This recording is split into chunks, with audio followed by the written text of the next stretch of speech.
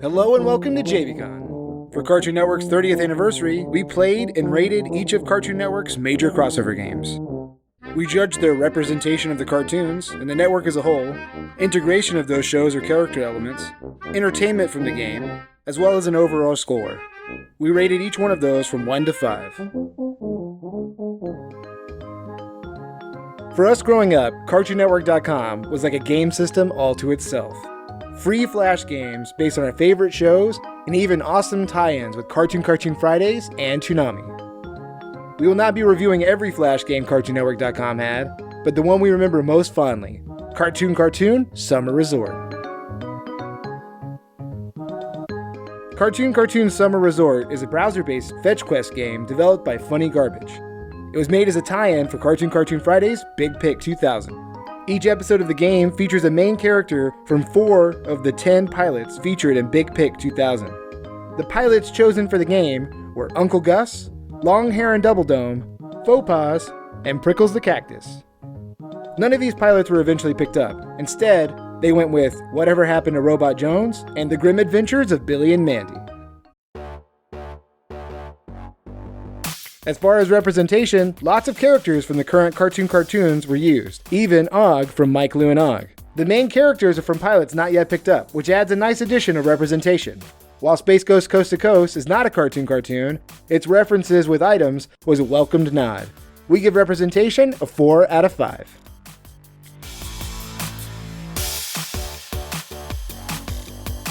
Many of the characters did not seem to reflect the characterizations from the shows. Additionally, none of the areas seemed to integrate Cartoon Network, its shows, or even cartoon branding. Mojo had a bit of his speech pattern, Courage was scared for sure, and Johnny mentions his mom, but they really missed the mark on other things, like Double D being mean or referring to him having streaks in his hair. We give integration a 2 out of 5.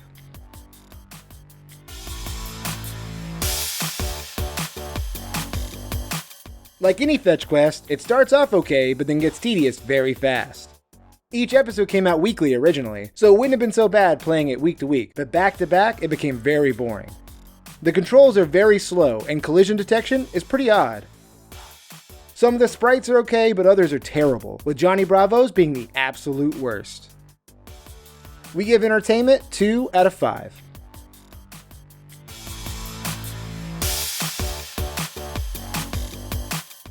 This game has lots of nostalgia and lots of characters, but a somewhat base level integration. 20 years ago, this was pretty much the most in-depth free browser game on the market. Its puzzling solutions were endearing and added replayability, but now it's just a major product of its time. Overall, Cartoon Summer Resort is a 3 out of 5.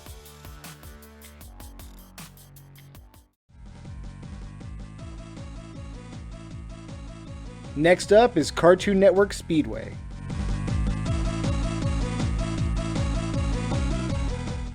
It's a kart racer and the first of 2 GBA crossover games. It was published by Majesco and developed by DC Studios in November of 2003. It is the first commercially released Cartoon Network crossover game.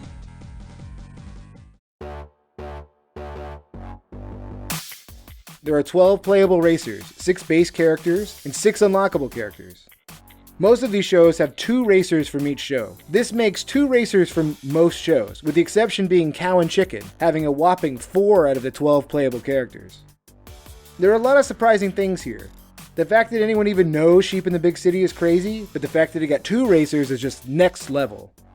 Also, Ed, Edd n Eddy is the only show here that actually had new episodes airing at the time, making it even more odd that the 3 Ed boys were all shoved onto one cart, while Cow and Chicken commanded 2 extra characters.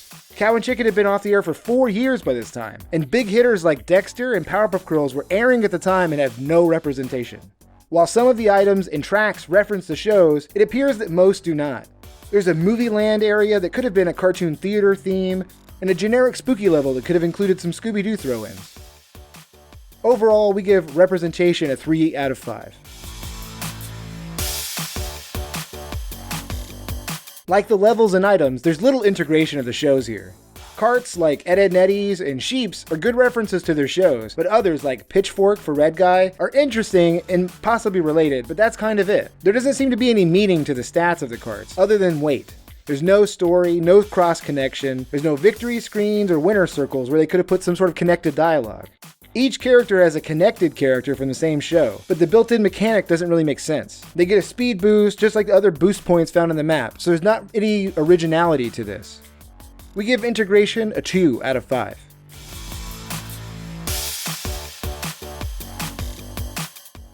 This game is very broken, and not exactly pretty, even for a GBA game. At first glance, some of the sprite art looks okay, but it quickly falls away with characters like Little Susie's soulless eyes, or anything to do with Red Guy. Double D's arms are up at all time while he's racing, and the game itself is not easy to play. When you're not a racing gamer, but you still are able to pull out several victories most of the time, or breeze through all of these circuits, something's up. But that doesn't mean it was easy to unlock the characters, no, far from it in fact. There were challenges that were confusing or utterly unclear. You get points and it seems inconsistent all the time. Additionally, having to run around the track for collectibles sometimes put you going the wrong way, and the game would not let you keep up. The graphic for driving the wrong way would pop up at the wrong time, and it couldn't understand if you lapped the racers or if they lapped you. The game also rubber banded like crazy, meaning no amounts of shortcuts could reliably put you ahead. Often we had to rely on passing other drivers to farm out points, meaning we had to intentionally play worse and risk losing to eke out victories at the very end to unlock things. Timing for a boost at the start of the race was equally confusing and inconsistent. Most frustrating is the fact that there are no saves, only a password. Why anyone ever liked using this is baffling to us. We give entertainment barely a 1 out of 5.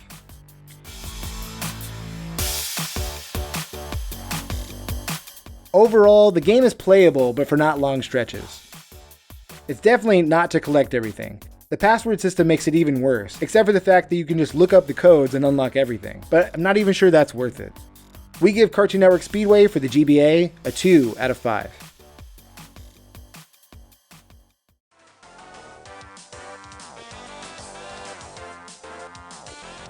Cartoon Network Block Party is a second Game Boy Advance crossover game, also published by Majesco.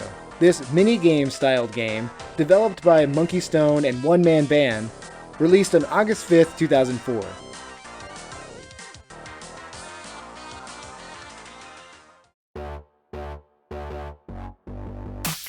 Only 4 shows are referenced here.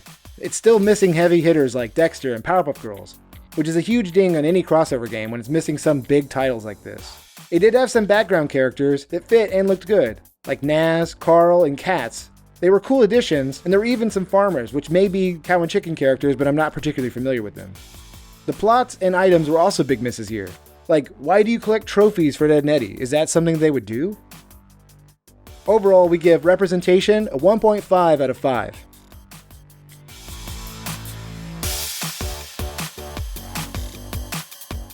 Most minigames were not really related. They had some items or elements from the shows, but were token at best. The boards were the only really good integration. Sometimes they would have buildings like Mouse from Johnny Bravo, but that's about it, and we're pretty surface level at that. We give integration a 2 out of 5.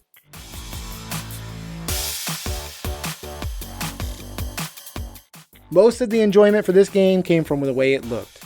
The sprites of even the NPCs looked great. The boards also looked good.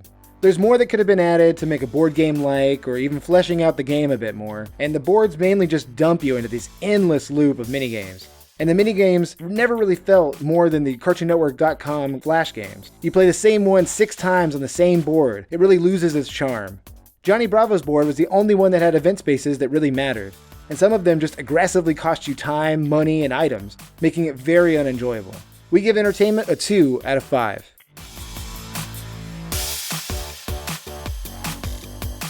Overall, the game looked great, and the minigames themselves are not really bad, only when in moderation. It loses the Mario Party comparison when it's just the minigames. The whole experience is more of a slog and disappointment, and it still seems like there was some care put into it, more than Speedway for sure, to make it more than a run-of-the-mill game, but it seemed like that team only cared about making it look good and nothing else. Overall, we give it a 2 out of 5.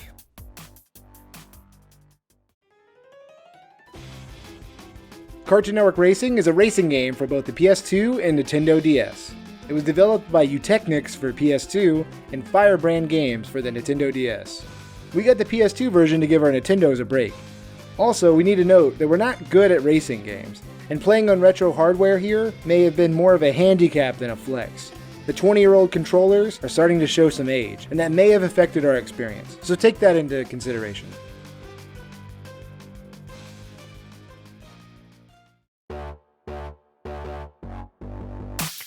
This game has much better representation than Speedway for the GBA. Most of the cards have a bit more from the show. The tracks have some familiar details if you're fans of the shows. And there are multiple characters from the 6 included shows. Dexter's mom and Dexter's dad were weird choices to have as racers, but very representative. Given the lack of a story, the selection and location do a decent job of representing the network's original shows. They have some of the heavy hitters that have been left out with the previous games, and have multiple racers from each of those shows. We give representation a 3.5 out of 5.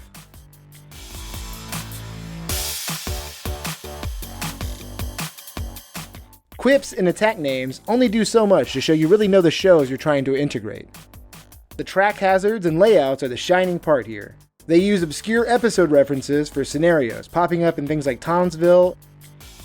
That's not true across the board. Tracks like Nowhere, with Muriel and Eustace, just have their living room, or Dexter with a vague lab-like background. Getting the original voice actors back is awesome, but not enough to get you through the finishing line. Come on, let's split.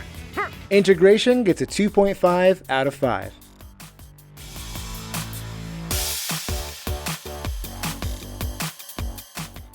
This game is hard to play and hard to unlock. We're unsure if it's our equipment, skill level, or maybe even the game itself. It just seemed really difficult to do anything in this game. Racing seems more like bumper cars meets demolition derby, and all of the characters have maxed AI stats. There's no mushroom cup or easy mode to get used to. It's just 0 to 60, the whole race, every race. Speedway was easier to play but harder to unlock. Racing is just hard. Luckily there's a cheat mode or we would have never even seen all the racers. The majority of the entertainment comes from unlocking whole episodes of the represented shows. Again, we don't know if this is our hardware because we never saw anyone else citing these difficulty issues, but we're very glad we did not get this at full price.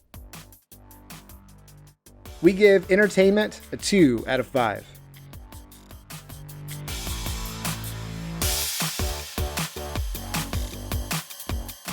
Overall, this is not Mario Kart or Gran Turismo, and it never tried to be. But as a crossover game, it never really hit its mark either. Overall, we think this is just a 2.5 out of 5. Right down the center.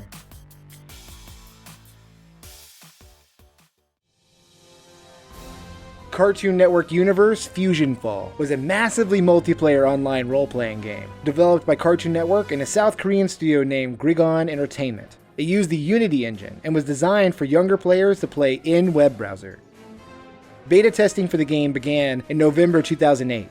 The game officially launched in January 2009 and lasted until August of 2013. We were able to play the beta up until the level cap, and went on to play the full game off and on for years.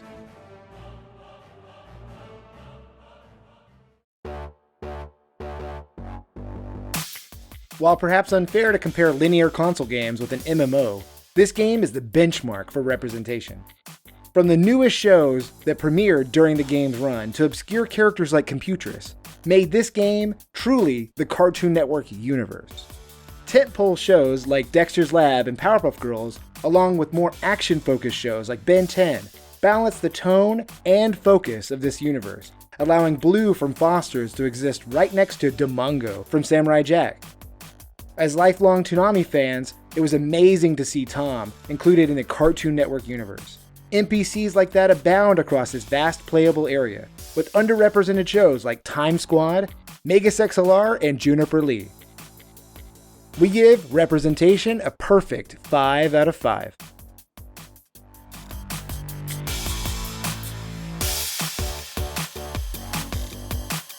A unified art style, tonal balance, and environmental design allows characters as well as missions to fit right into a cartoon world, with depth and tons of relevant detail. Longtime fans of Cartoon Network will see homages in the missions, the items, levels, dialogue, or even the avatar choices when you make your character. One of the first missions in the game is to get the head of Larry 3000 to Samurai Jack to help Dexter make a time travel device. Larry 3000 is from Time Squad, a show about time travel. Samurai Jack, stuck in the past, is looking for a time machine, and Dexter, in his feature film Ego Trip, makes a time machine. These three characters having these details tied into this mission is a small detail that makes Cartoon Network kids like us very happy. We give integration another perfect 5 out of 5.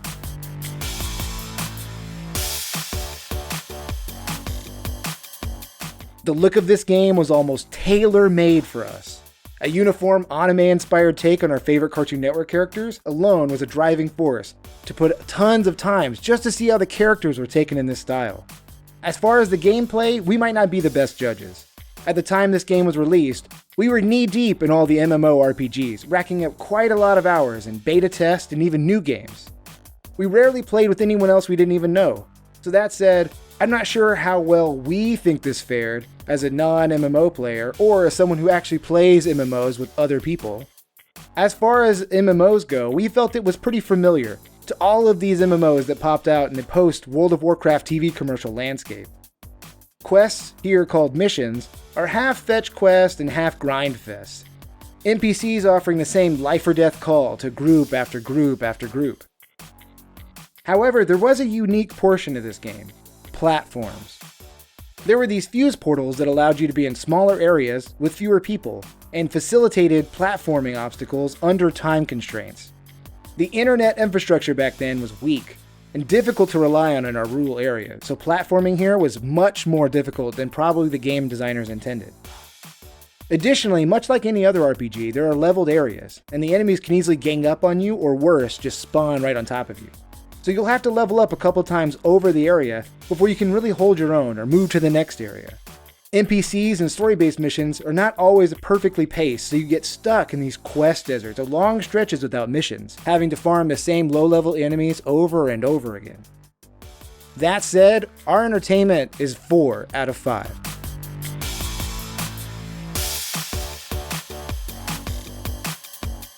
From the anime art style to the Mastodon track used in the game's opening and TV commercial, this game was bound to be a hit for us right out of the gate. The fact that it was connected to the Cartoon Network universe and an MMO to boot was just icing on the cake. This game is just as advertised, a cartoon universe where you join your favorite characters to save the world. In a gaming landscape with tons of franchises becoming open world, even a console-based open world RPG in the same vein would be amazing today. We give Fusion Fall overall a 4.5 out of 5.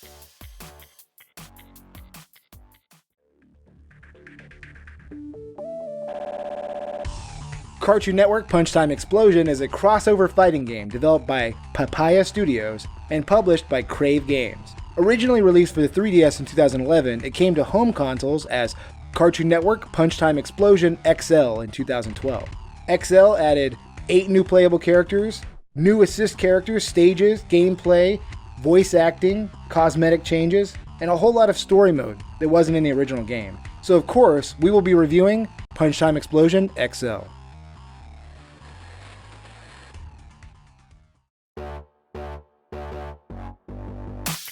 Crossover fighting games are much more common now, but when this was released, Smash Bros. Was the only game in town, and it wasn't at the ultimate level yet. So the representation here is impressive. Several shows like Captain Planet even send in fighters for the brawl for the cartoon crown.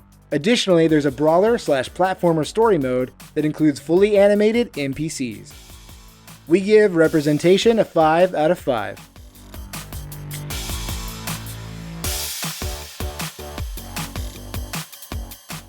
The plot of the game is the remote has gone evil and combine the various Cartoon Network shows. While flipping channels would inherently not make sense in this scenario, since all of these shows are on the same channel, it is a humorous and engaging narrative to explain why they'd all be together.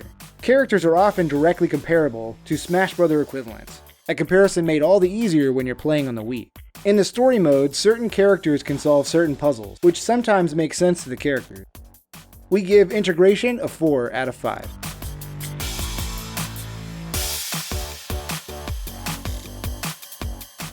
The The story mode in this game is quite robust for a fighting game. Solid animated cutscenes, both 2D and 3D, voice acting. How do you want to play this? Which is good most of the time. George Lowe, the voice of Space Ghost, narrating the game, makes it a really cool inclusion, as Space Ghost Coast to Coast is basically Cartoon Network's first original. Having all the text in the cutscenes being read aloud is a bit annoying. Playing the story mode co-op is crazily hectic. In the story mode, sometimes only certain characters can solve certain puzzles, but it doesn't clearly explain this, which is frustrating, because once a character dies, you are allowed to continue on with another character. This means you could be stuck in a puzzle that you can never solve. Additionally, in the story mode, QuickTime events and platforming gimmicks are not well labeled, making solving them kind of difficult and more of a try and die exercise than fun.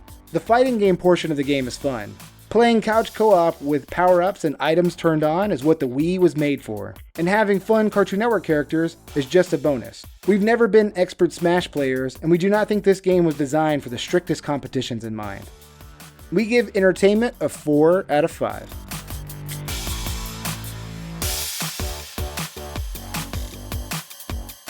Overall, this is clearly an effort to make a love letter to Cartoon Network fans, and not just a cash grab like so many modern crossovers. The fighting game mechanics may feel poorly lifted from Smash, but it works well enough to have fun with your family. The story mode is worth playing through at least once, which is more than you can say about lots of established fighting game franchises. A fun game for any Wii library when you're tired of playing Smash, or you just want to size up that age-old rivalry between Aku and Captain Planet. Overall, we give this game 4.5 out of 5.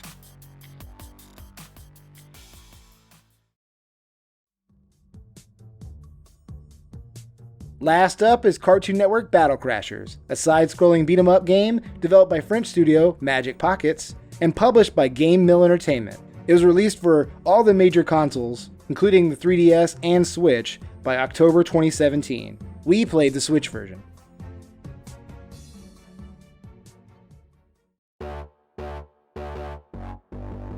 This game overcompensates the main complaint of many of the other crossover games we played. It only has characters from currently airing shows, like Adventure Time, The Amazing World of Gumball, Clarence, Regular Show, Steven Universe, and Uncle Grandpa. The backgrounds were directly ripped from the original shows, but they seem flat, and there's barely any difference from stage to stage. We give representation a 2 out of 5.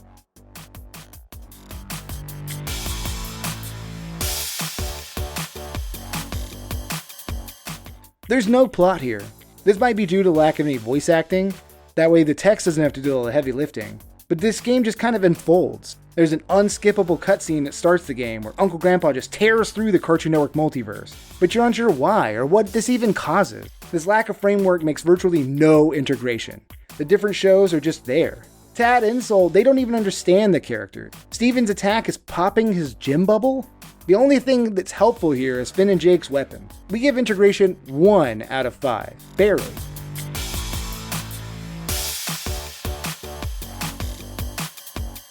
It became quickly obvious this is a boring beat-em-up brawler. The 3D depth is not great, leading to being trapped in the sparse level design. The music is poorly looped, and it gets annoying fast. Additionally, it quiets down when text pops up, but there's no voice acting. Why is it quietening down? You change out characters with no indication of the order, and the characters all perform individually. This means you may accidentally swap out a dying character and collect health with the wrong person. Entertainment is a 2 out of 5.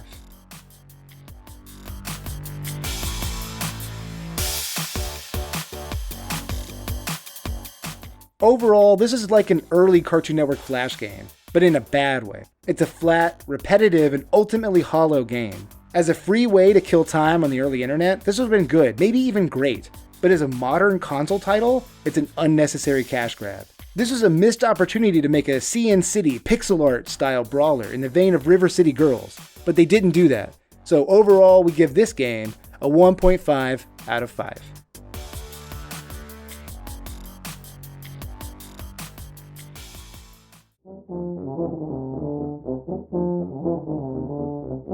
Well, that's what we thought about Cartoon Network's crossover games. Tell us what you think in the comments below.